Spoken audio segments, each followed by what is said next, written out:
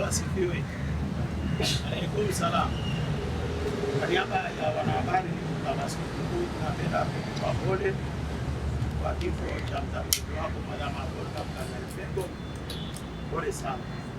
Na pia tunapenda kushukuru kwa kutualika leo kuzungumza pamoja na sisi wanahabari, pamoja na askofu mkuu Dayosisi Ruwa'ichi ambaye leo amependa kuzungumza nasi juu ya kifo cha mtangulizi wake Madam Polycarp Pengo. Nawakaribisha sana na naomba nimkaribishe askofu mkuu aweze kuzungumza nasi. Karibu sana kwa askofu. Wapendwa waandishi wa habari,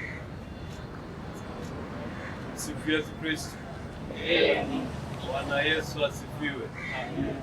Assalamu alaikum. Wa alaikum salaam. Tuko katika kipindi cha majonzi kufuatilia kifo cha mpendwa wetu Polycarp Pengo kilichotokea siku ya tarehe 19 ya mwezi huu wa Februari majira ya saa 4 usiku.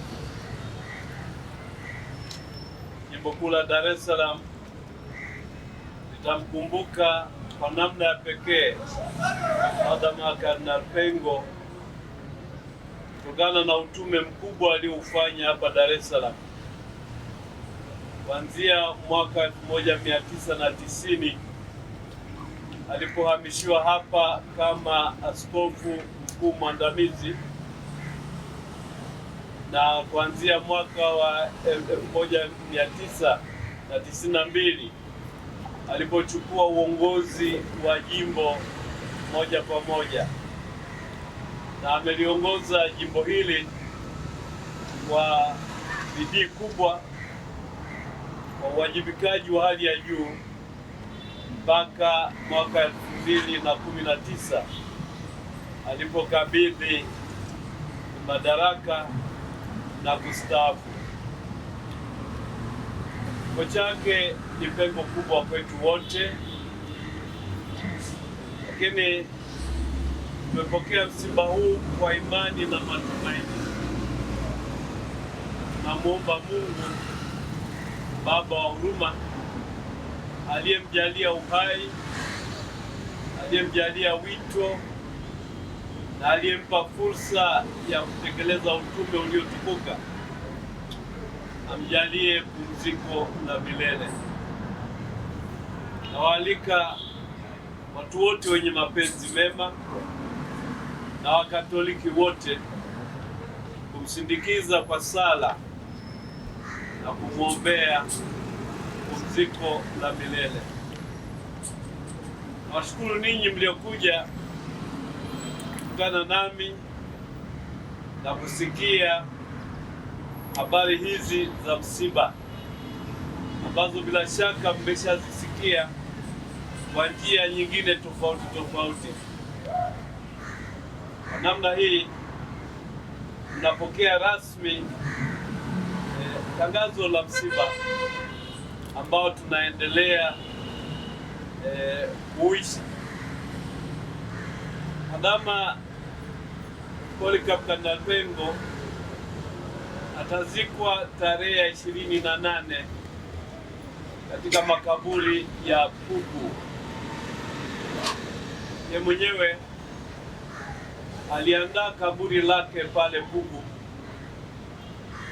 miaka sio michache iliyopita, na akapenda zikwe pale, na tunaheshimu matamanio yake hayo ya kutaka kuzikwa huku.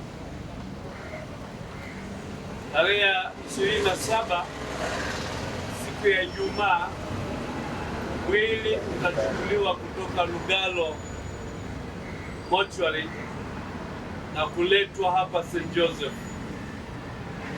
Watu watapata nafasi za kusali na kutoa heshima za mwisho kuanzia hiyo saa 3 Ijumaa na kuendelea mpaka saa 7 ambapo itaadhimishwa misa takatifu ya kumwombea. Watu wataweza tena kuendelea kutoa heshima za mwisho baada ya adhimisho la misa hiyo mpaka saa 10 jioni ambapo itaadhimishwa tena misa nyingine ya kumwombea. Baada ya hapo mwili utabaki hapa kanisani na watu walio tayari kukesha wakisali wataruhusiwa kukesha hapa kanisani wakisali na kuimba. Jumamosi tarehe 28 saa 12 alfajiri mwili utachukuliwa kutoka hapa St. Joseph na kupelekwa Pugu ambapo majira ya saa 4 itaadhimishwa misa takatifu ya mazishi. Basi nyote mnakaribishwa kumwaga, kumwombea na kumsindikiza. Asanteni. Karibu. Uliza moja na wengine waweze kuuliza. Kardinali walikuwa wanamtazama vipi kwenye nyanja za kimataifa, lakini kwa kiasi gani elimu yake imekuwa msaada zaidi kwa kanisa?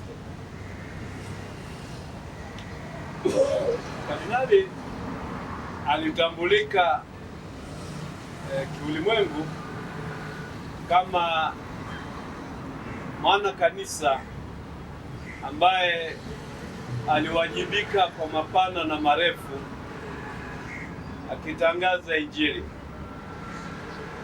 Elimu yake ilimsaidia kutekeleza majukumu yake.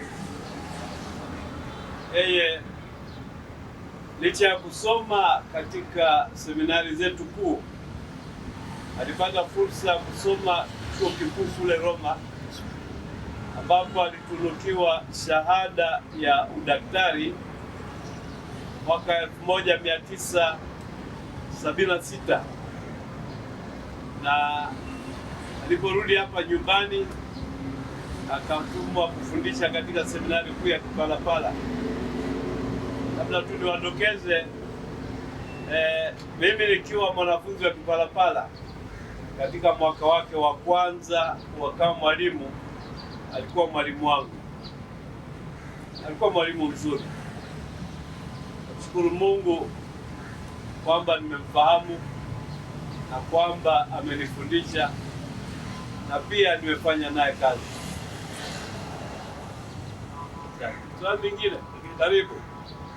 Labda baba, tunajua wote tutakufa, lakini pengine kuna sababu ambayo ilipelekea kifo cha mwadhama.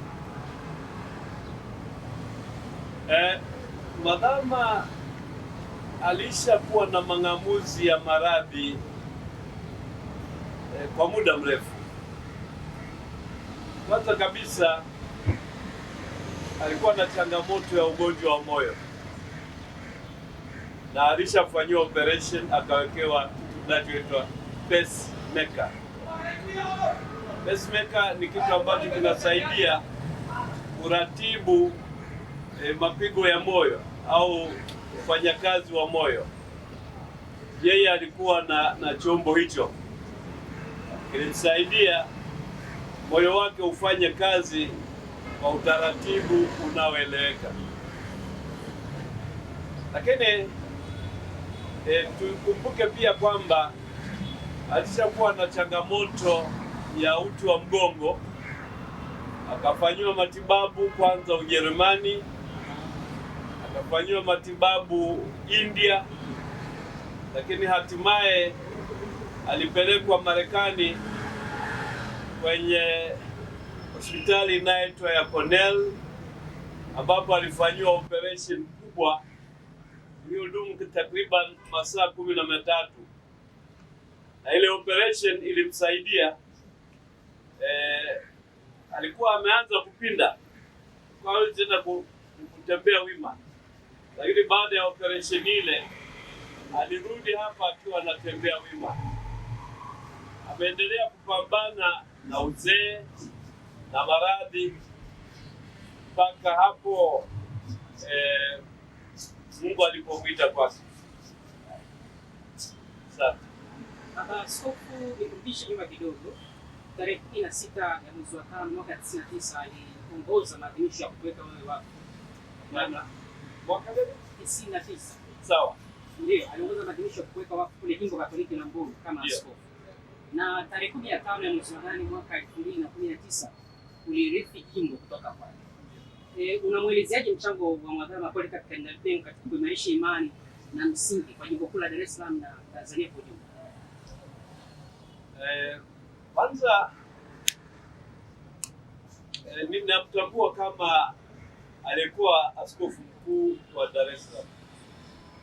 Kama askofu mkuu aliongoza majimbo ya kanda ya Dar es Salaam ambayo kwa sasa hivi ni jimbo la Mahenge, jimbo la Ifakara, jimbo la Zanzibar, jimbo la Tanga, jimbo la Bagamoyo na jimbo lenyewe kuu la Dar es Salaam.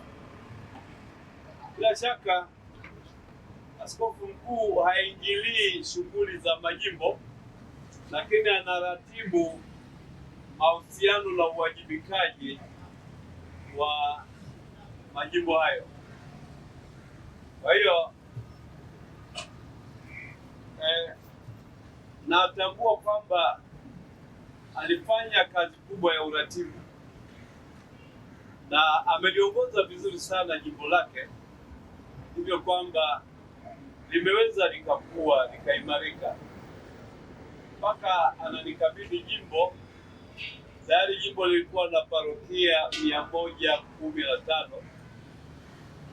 ambapo yeye alipokea jimbo likiwa na parokia 20. Kwa hiyo kwa kipindi alichoongoza amefanya kazi kubwa na ameliimarisha jimbo.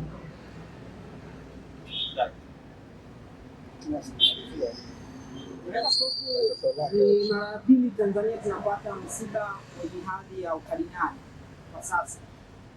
Je, kuna taratibu tofauti za maadhimisho ya msiba unapokuwa katika hadhi hiyo ya kardinali? Kwanza tunamtambua kardinali kama askofu mkuu wa jimbo linalojulikana. Kwa hiyo mazishi yake yatachukua sura ya mazishi ya askofu.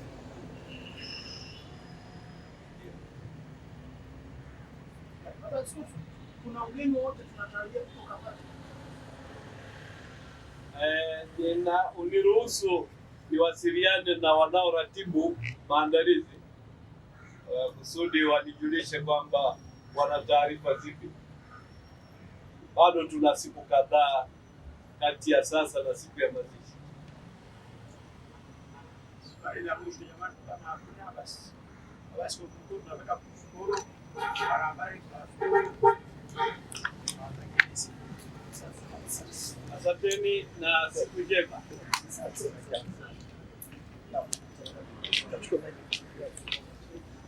This is Mbogi TV. Habari, kazi na sala.